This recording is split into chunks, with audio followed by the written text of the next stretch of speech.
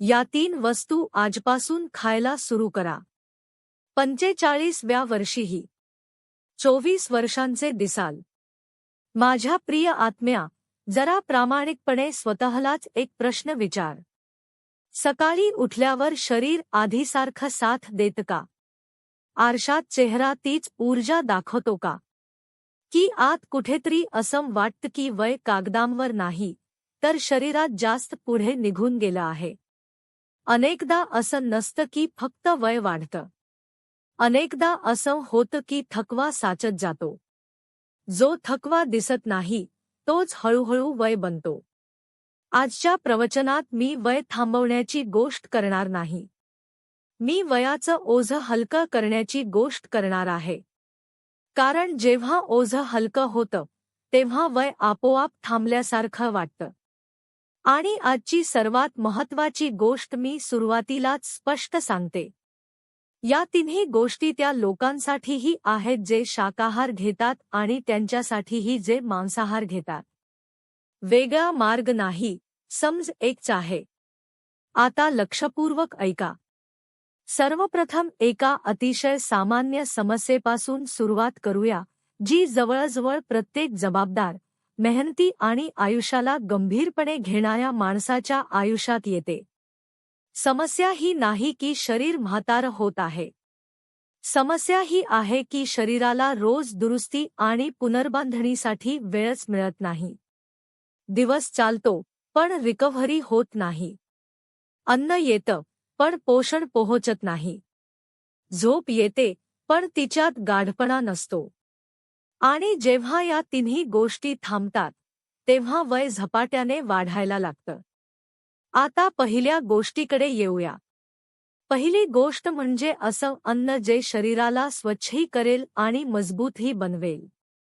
बहुतेक लोक खाण्याला फक्त चव समजतात किंवा पोट भरण्याचं साधन मानतात. पण जे लोक वयाचं ओझं हलकं ठेवतात, ते खाण्याला शरीराची स्वच्छता आणि दुरुस्ती समजतात. इथे एक गोष्ट लक्षात घ्या, मी कोणत्याही महागड्या वस्तूंबद्दल बोलत नाही. मी बोलते नैसर्गिक प्रोटीन आणि नैसर्गिक स्निग्ध पदार्थांबद्दल.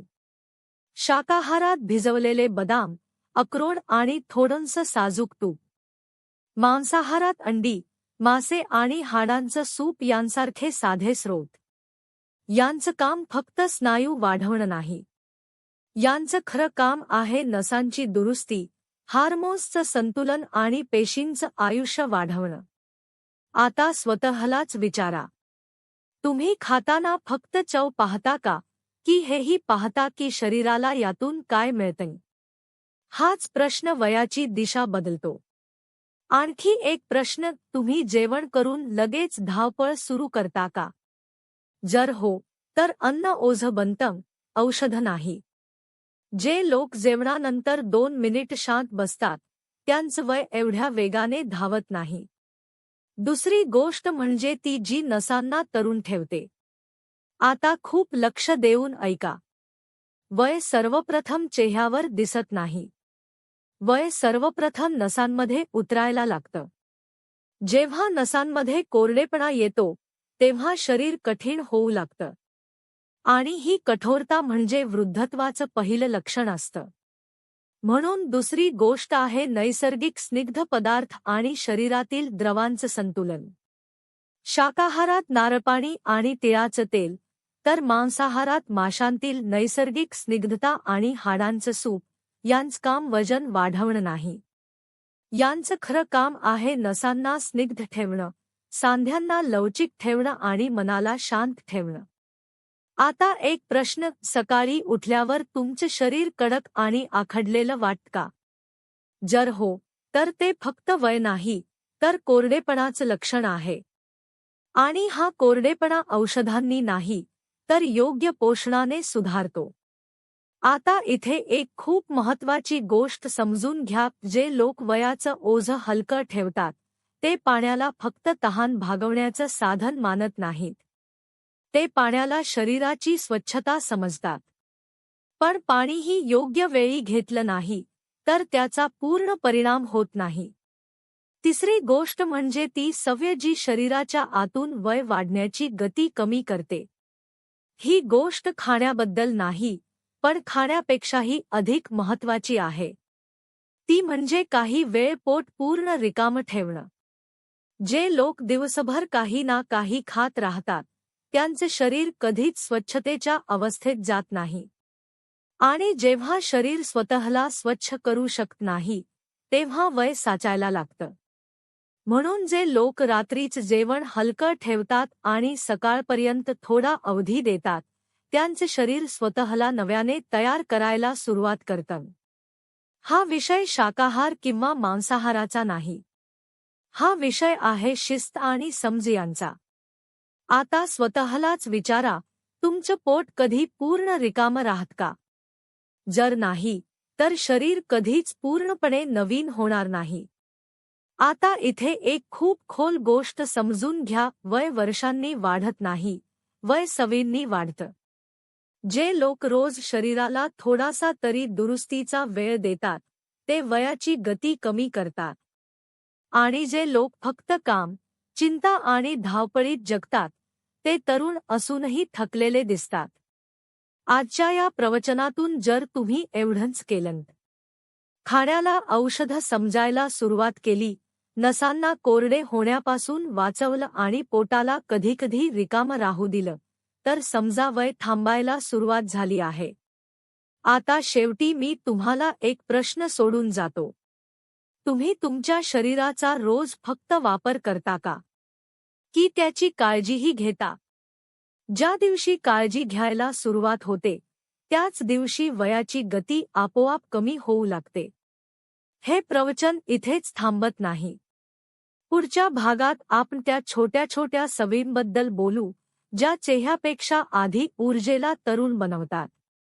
आता आणखी खोलात जाऊया, माझ्या प्रिय आत्म्यात, कारण आता विषय फक्त 3 गोष्टी खाण्याचा नाही. आता विषय आहे त्या गोष्टी शरीरात योग्य प्रकारे उतरू देण्याचा. बहुतेक लोक इथेच चूक करतात.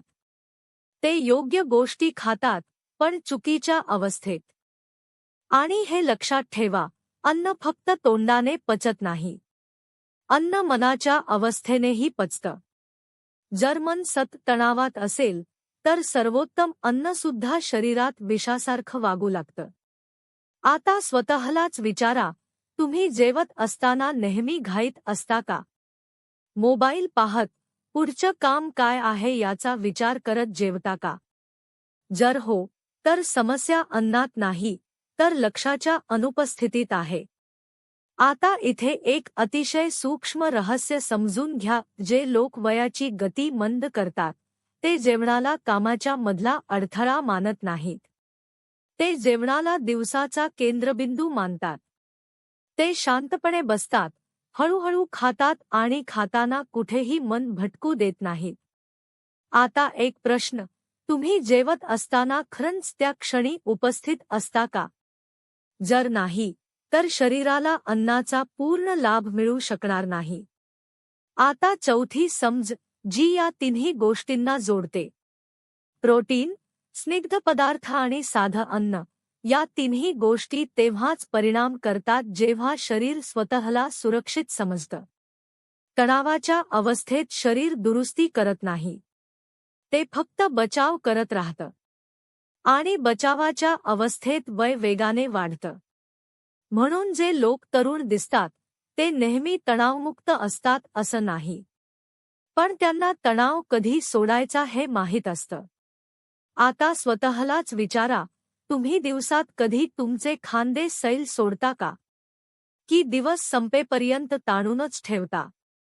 एक छोटीशी सवय वयाची गती बदलू शकते.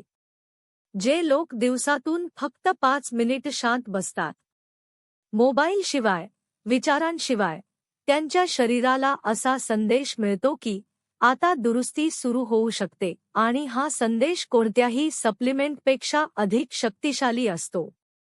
आता एक अतिशय व्यावहारिक गोष्ट, तुम्ही शाकाहार घ्या किंवा मांसाहार, जर शरीरात सतत सूज राहत असेल तर वयाची गती थांबणार नाही.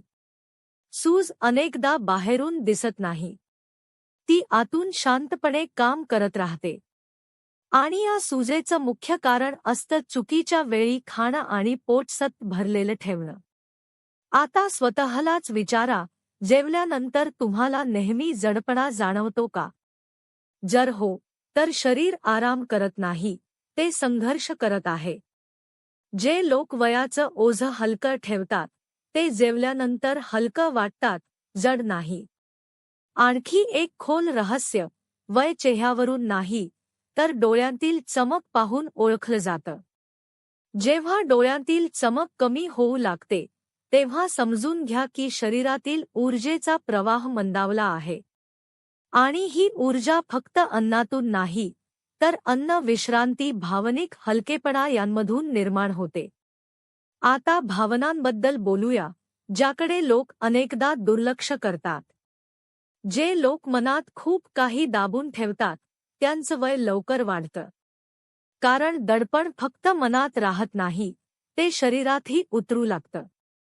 आता स्वतःलाच विचारा, तुम्ही अनेकदा सगळं ठीक आहे असं म्हणता का, जेव्हा आतून काहीच ठीक नसतं? जर हो, तर हेही वय वाढवणारं एक कारण आहे. एक साधा सराव जो शरीर हलकं करतो. रात्री झोपण्यापूर्वी स्वतःला हे वाक्य सांगा, आज जे काही जाणवलं, ते मी मनापासून जाणवू दिलं, फक्त एवढंच. हे वाक्य भावनांना आत साचू देत नाही. आता लक्ष द्या, जे लोक वयाची गती मंद करतात, ते स्वतःशी खोट बोलत नाहीत. ते थकले असतील तर ते मान्य करतात. उदास असतील तर ते स्वीकारतात. आणि या स्वीकारामुळेच शरीराला आराम मिळतो. आता तुम्ही जे 3 प्रकारचं अन्न खात आहात, त्याचा परिणाम तेव्हाच दिसेल जेव्हा शरीर ऐकण्याच्या अवस्थेत असेल. जर शरीर सतत तणावाखाली असेल, तर ते स्वतःला वाचवण्यात व्यस्त राहील, नवीन बनवण्यात नाही. आता या भागासाठी एक शेवटचा प्रश्न, तुम्ही तुमच्या शरीराकडे फक्त चालणारं साधन म्हणून पाहता का, की जीवनाचा साथीदार म्हणून? ज्या दिवशी शरीराला साथीदार मानाल, त्या दिवसापासून वय तुमच्यासोबत हळू चालू लागेल. आता पुढे जाऊया, माझ्या प्रिय आत्म्या. आता आपण त्या टप्प्यात प्रवेश करतो आहोत जिथे वय बाहेरून नाही, तर आतून बदलायला सुरुवात होतं. आतापर्यंत तुम्ही काय खावं हे समजलात. आता हे समजणं गरजेचं आहे की कसं जगावं, जेणेकरून तेच अन्न खरंच परिणाम करेल. कारण लक्षात ठेवा, अन्न हे बीज आहे. पण जमीन जर थकलेली असेल, तर बीजही शांत पडून राहतं. आता सकाळी बद्दल बोलूया. सकाळचा पहिला 1 तास संपूर्ण दिवसाचं वय ठरवतो. लोक याला हलक्यात घेतात आणि मग म्हणतात, शरीर साथ देत नाही.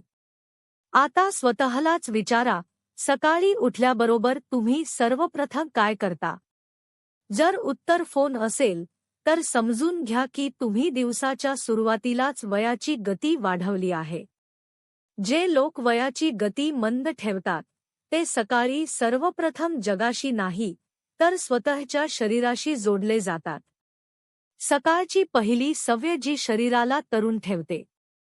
डोळे उघडताच, बिछाना सोडण्यापूर्वी फक्त 30 सेकंद इतकंच जाणवा. श्वास चालू आहे. शरीर इथे आहे.